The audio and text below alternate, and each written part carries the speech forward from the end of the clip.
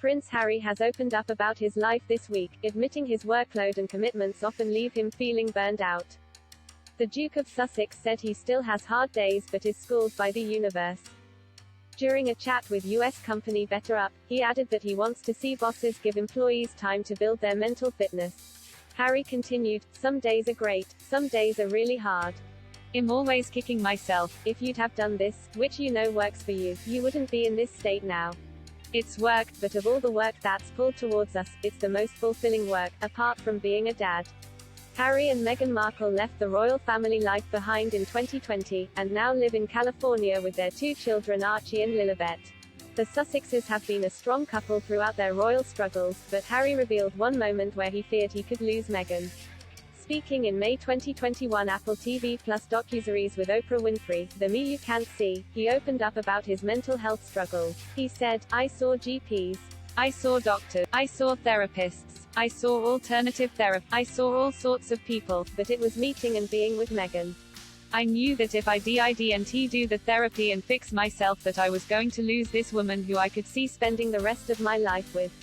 The Duke, who has been candid about his mental health in the past, spoke about the turning point for himself, saying, "There was a lot of learning right at the beginning of our relationship. She, Meghan, was shocked to be coming backstage of the institution of the British royal family. When she said, 'I think you need to see someone,' it was in reaction to an argument that we had. And in that argument, not knowing about it, I reverted back to 12-year-old Harry. The moment I started therapy, it was probably within my second session, my therapist turned around to me and said, 'That sounds like you're reverting to 12-year-old Harry.' I felt somewhat ashamed and defensive. Like, 'How dare you? You're calling me a child.' And she goes, 'No, I'm not calling you a child. I'm expressing sympathy and empathy for you for what happened to you when you were a child. You never processed it. You were never allowed to talk about it, and all of a sudden now it's coming up in different ways as projection. That was the start of a learning journey. I became aware that I'd been living in a bubble within this family, within this institution, and I was sort of almost trapped in a thought process or a mindset." Meghan has also spoken about her mental health, including in the Sussexes interview with Oprah Winfrey last March. She explained that she got to a stage where she just didn't want to be alive anymore. Oprah said, "You'd said in a podcast that it became almost unsurvivable, and that struck me because it sounds like you were in some kind of mental trouble.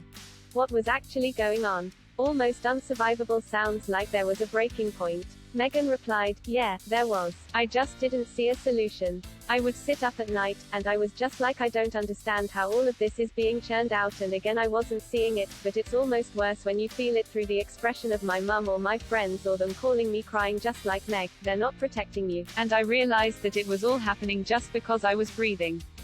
And I was really ashamed to say it at the time, and ashamed to have to admit it, to Harry especially, because I know how much loss he suffered. But I knew that if I didn't say it that I would do it, and I just didn't.